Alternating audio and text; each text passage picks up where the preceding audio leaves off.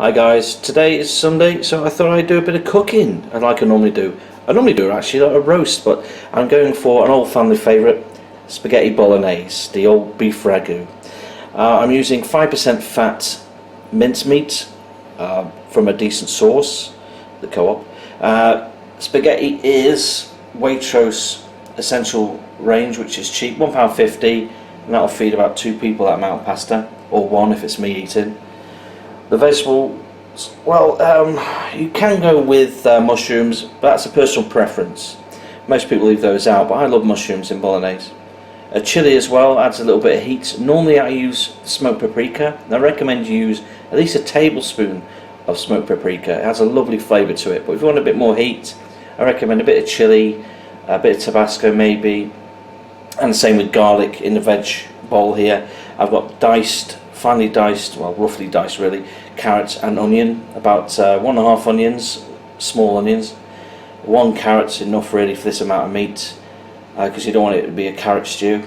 I've made the other day a tomato passata sauce, which is basically more garlic, tomatoes, and I just sweated those off and put some fresh thyme in as well, which I've got in my little plant pot just behind me. Here we have a nice hot pan. I can hear it slightly sizzling away. So what you want to do is add your vegetables. Now here I've got the carrots, 1 carrot diced quite finely, an onion, kind of medium dice, like a small macedon. You've got garlic, the 6 cloves I mentioned before, half that if you're not too into garlic.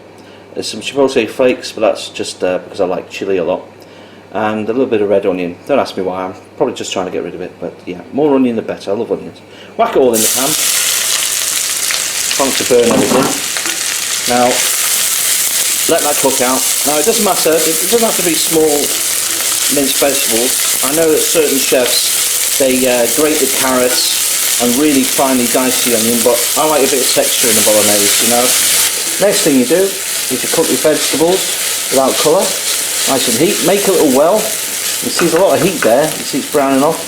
That's when you add the meat. Plop it in, don't worry about it.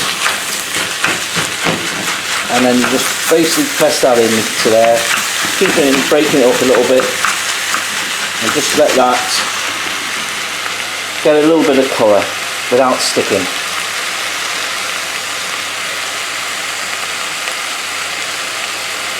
What we're going to do is just seal the meat really, just to keep all its lovely flavour in. It's 5% fat meat because you don't have to skim it as much, you know. You won't end up with a nice greasy bolognese, and end up with a nice fat-free bolognese or low-fat bolognese. It'd be really nicer, I think, anyway. It's just the way I do things. Because I'm cooking with one hand, it's not so easy. You see it's colouring nicely there. Give it a few seconds. Don't add any more oil. You only need about 3 tablespoons, 4 tablespoons of oil. If it gets too oily, you can always skim it off, so not a problem. You can do this without oil or fat by just placing the vegetables and meat and pouring the tomato sauce in there and some hot boiling water, and you can cut out the fat entirely. So if you want a fat-free version, that's the way to do it. Give it a stir. About halfway there, you can add about a teaspoon of dried oregano.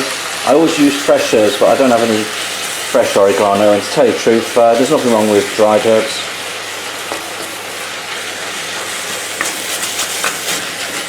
There we go, just give that a stir. Right, now carry on. Right, when it's that colour, totally sealed off, then you want to add your tomato, little tomato ragu, the little passata it's called. It's one I made earlier. There's just tomatoes really and herbs I put in there. Made that last night, not too bad. Tinned fresh tomatoes, you can use either. I recommend fresh though, but you get a really rich colour with the tinned. But always use the Italian, they just seem to have a better flavour. And there you go. When that's in, you can add your mushrooms last. I'm only adding them last because my kids don't like mushrooms, so I'll do the bolognese and then I'll add the mushrooms later. At this point you can add fresh chili if you want to, but if you don't want it to do an overkill. Right, just carry stirring. Then we can just turn the heat down a little bit on this. We'll need to keep a high eye on it. And yeah, we'll just turn the heat down on this. It's not caught at the bottom. It's totally clean. See, it's white there. Not burnt at all. There we go. It's just a matter of fact to keep stirring it, and it doesn't give the meat and the pan time to stick together and burn. If you're worried about that, you can add a little bit of hot water, and then you can leave it for a good hour and a half, I'd say, on a slow heat. An hour will do it, but I just leave it for much longer, and it becomes really tender then and lovely, and becomes more like a really thick stew. Watery at the moment, but about an hour and a half that'll be reduced down to a good ragu consistency that you can put on your pasta, your fresh pasta here. Pop that in for what, 3 minutes, 4 minutes, and it's done. Okay, and that's how you make, well, that's how I make bolognese.